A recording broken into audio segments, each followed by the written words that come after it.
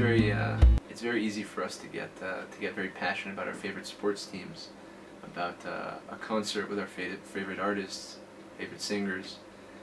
When it comes to the Super Bowl, we can get up, we can be passionate, we can scream at the TV, we can scream at the players, we can get up and jump at the game. And when it comes to Rosh Hashanah, we're sitting there, we're looking at our watch, we're counting down the hours till lunch, we're looking around, maybe even catching taking a small nap. And I think we have to ask ourselves the question of how can it be that I feel more passion for these other things like the Super Bowl than I do for Rosh Hashanah, which is the most important day of the year. So we have to ask ourselves, how can that be? But I think even more important, we have to ask ourselves, how do I get to that level of using that same passion that I could use, that I use and I have for other things, and how do I have that for the Yom Adin, for Rosh Hashanah, the most important day of the year. So just the Shulchan Aruch itself gives us a few practical pieces of advice in terms of what to do Erev Rosh Hashanah and what mindset to go into the day with. So the Shulchan Aruch in Tav Kuf Pei Aleph says, just gives us a few very practical, short pieces of advice, just on Erev Rosh Hashanah, which is in Eretz Yisrael, is starting in a few hours. There's an idea of giving extra tzedakah, of going to the mikvah, of visiting a cemetery to get into the mindset of our mortality and the frailty of life, and to reevaluate our life and our direction.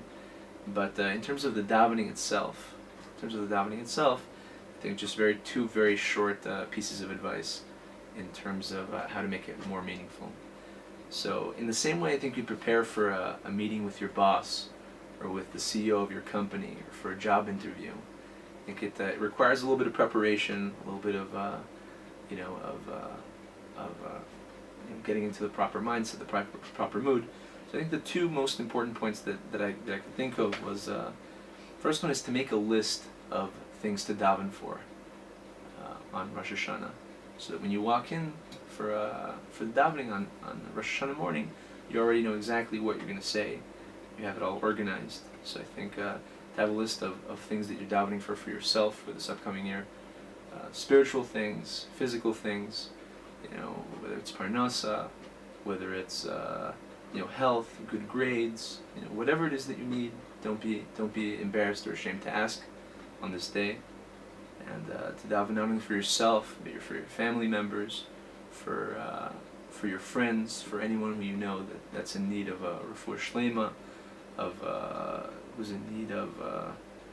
shalom bayis, or money issues, or a crisis of faith, or mental or emotional health. So I think to go into the davening with that in front of you, I think gives you a lot more focus in terms of your davening. The second piece of advice I think is very important is to spend a little bit of time on Erev Rosh Hashanah going through the machzor and looking at the different parts of the davening, becoming more acquainted and more familiar with the different parts of the service, and especially maybe to do a little bit of research on the significance and the meaning behind the shofar, to really make it something that's impacting you. So those are just two little ideas to take with you guys for this Erev Rosh Hashanah. And to the alumni, my friends, want to wish everyone Shana Tova from here in Ramat Beit Shemesh. Should be a year of